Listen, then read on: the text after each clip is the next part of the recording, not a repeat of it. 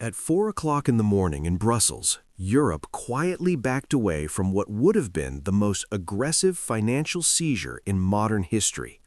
For months, headlines promised that the European Union would take $105 billion of Russian assets and use that money to fund Ukraine's war effort. Politicians framed it as justice. Commentators called it inevitable. And then, suddenly, it vanished. No seizure, no announcement of victory, just silence. Instead of taking Russian money, the EU chose to borrow tens of billions itself, pushing the cost onto European taxpayers. The question nobody asked loudly enough is why?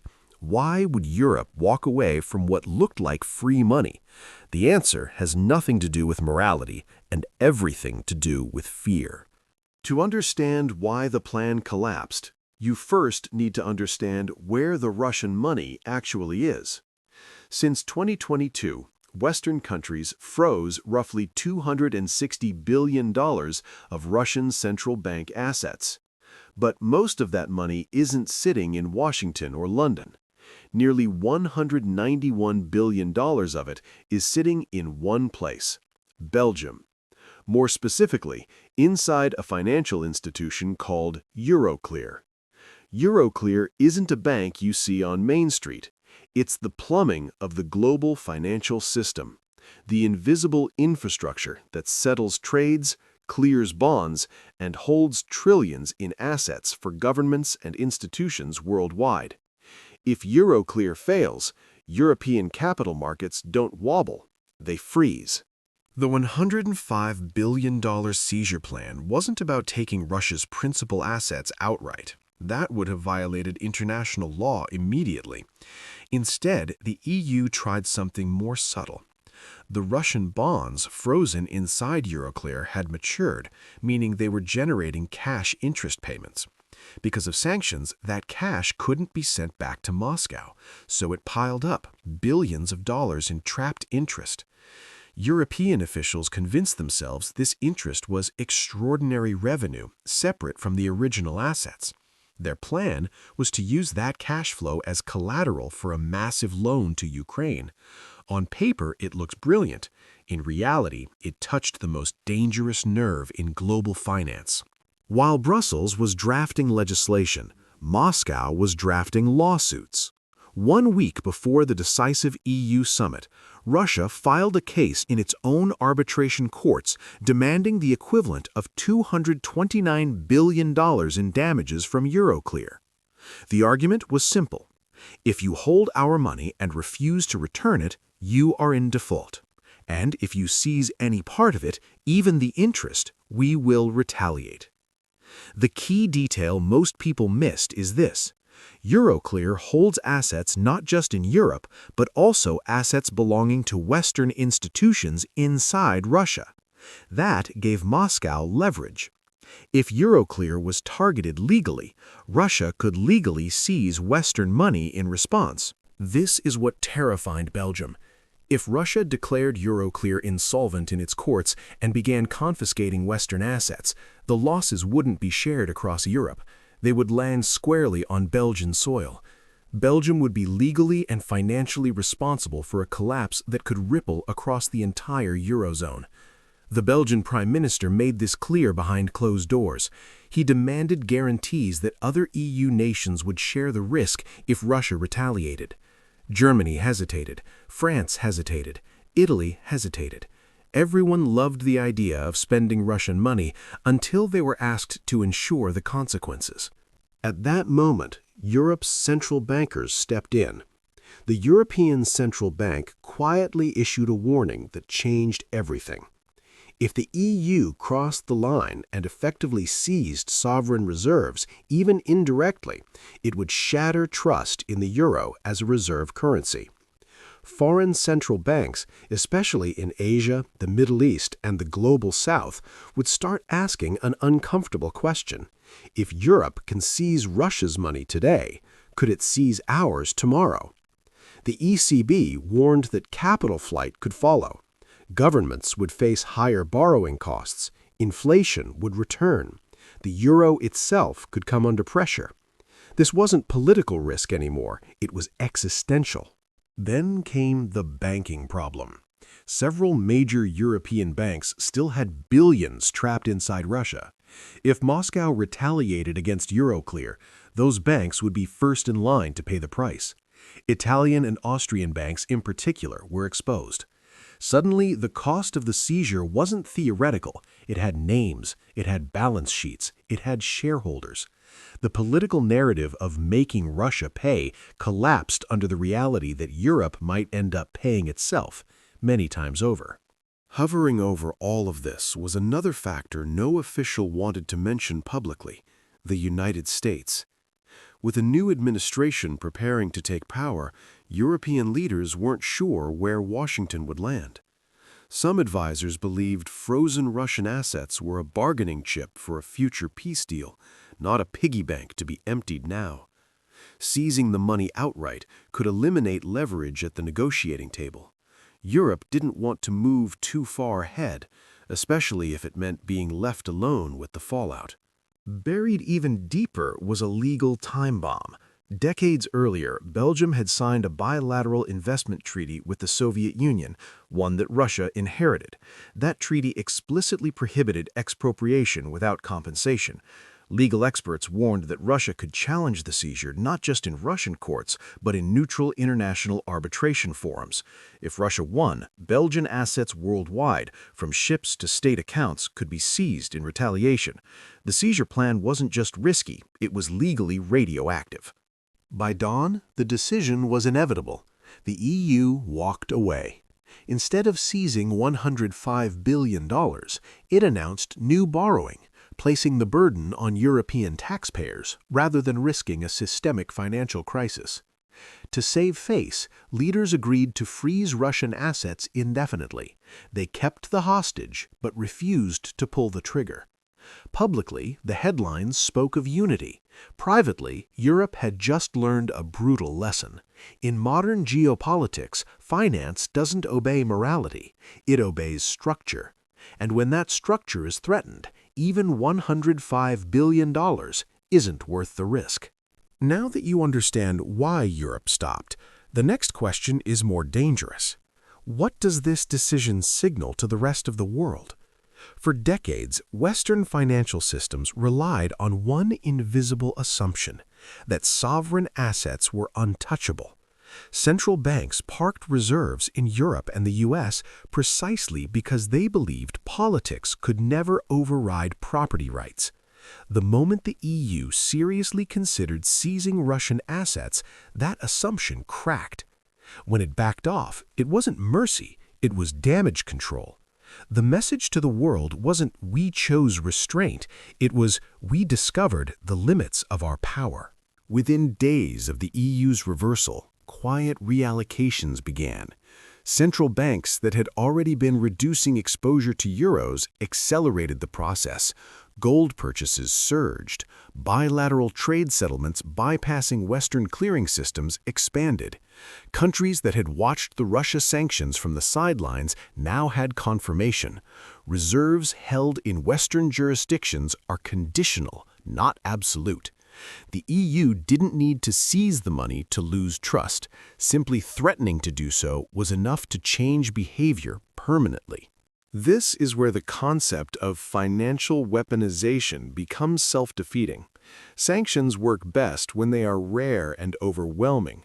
Overuse dulls the blade. By freezing Russia's reserves, the West demonstrated strength, but also revealed the blueprint. Any nation with significant exposure now has an incentive to de-risk early. The irony is brutal. The more aggressively the West tries to control capital, the faster capital learns how to escape. For Russia, the outcome was a strategic win disguised as a loss. Yes, Moscow still can't access its frozen funds, but by forcing Europe to blink, it exposed a fault line in Western unity. Russia learned that Europe is constrained not by ethics, but by financial architecture. That knowledge is leverage, and leverage compounds. The next time sanctions are discussed against China, Iran, or another state, the threat will carry less weight. Inside Europe, the political consequences are just beginning. Governments now face an uncomfortable truth. They promised voters that Russia would pay for the war, but instead, Europe will. New borrowing means higher deficits, higher taxes, or inflation through monetary accommodation. None of those options are popular. The seizure plan wasn't just about funding Ukraine, it was about avoiding political pain at home. Its failure guarantees that pain arrives anyway. This also reshapes the future of Euroclear itself. Once a neutral clearinghouse, it is now a geopolitical pressure point. Institutions that once viewed Euroclear as boring infrastructure now see it as a potential liability. If clearing systems become battlegrounds, capital will seek alternatives. Parallel settlement networks will grow. Fragmentation accelerates. The global financial system becomes less efficient but more resilient against control. Zooming out further, this moment marks a transition from a rules-based financial order to a power-based one. The rules still exist on paper, but enforcement now depends on geopolitical alignment. If you're inside the Western Bloc, your assets are safe. If you're outside, or might be outside one day, you hedge accordingly. That mindset doesn't require confrontation, it just requires memory. The most revealing part of this entire episode is what didn't happen. There were no emergency press conferences, no dramatic votes, no public acknowledgement of retreat. Power doesn't like to admit its limits. Instead, Europe quietly adjusted course and hoped the public wouldn't notice. But markets always notice. Capital always notices. And once it adjusts, it rarely comes back the same way. This is why the $105 billion seizure matters, even though it never occurred. It revealed the boundary between symbolism and system risk. Europe discovered that financial plumbing cannot be bent too far without snapping. And snapping wouldn't just punish Russia, it would detonate trust across the global economy. That realization will haunt every future sanctions debate. In the final part of this analysis, we're going to answer the most important question of all. What happens next? Will the frozen Russian assets ever be released or seized later? How does this shift accelerate de-dollarization and de-euroization? And what does this mean for ordinary people holding savings, pensions, and assets inside Western systems?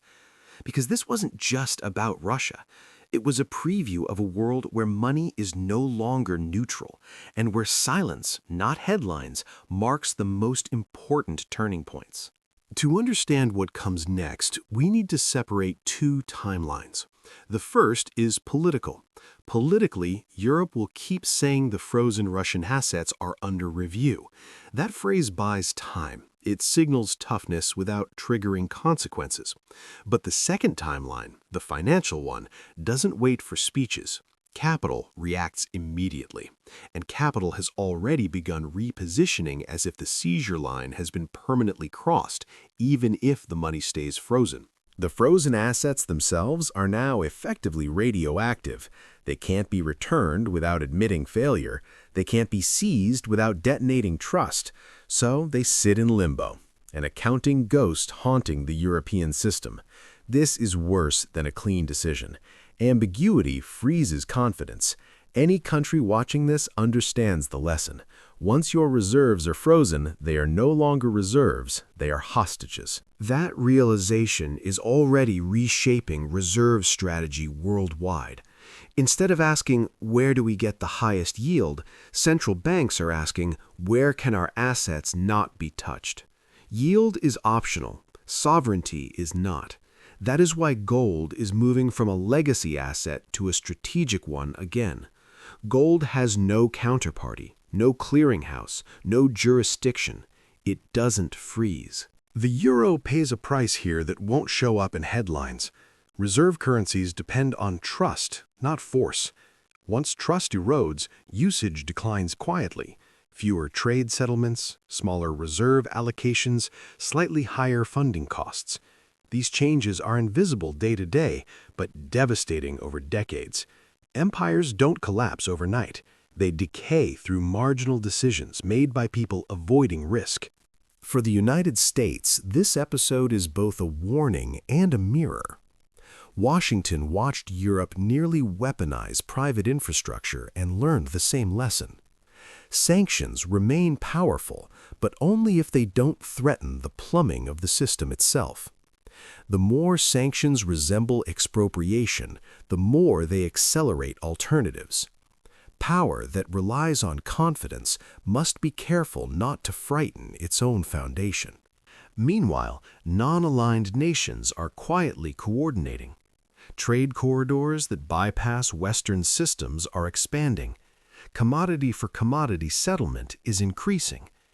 Energy, metals, and food are becoming financial instruments again. Not because countries want chaos, but because predictability is now more valuable than access. This brings us to the human layer of this story. Most people assume these shifts don't affect them. They do.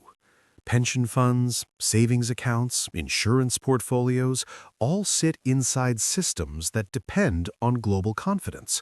When reserve flows change, currencies weaken at the margin. Inflation doesn't need a crisis to persist, it only needs friction. The EU's failed seizure attempt didn't cause a collapse, it caused something more dangerous: normalization of risk. Investors now price in the possibility of political intervention where none existed before.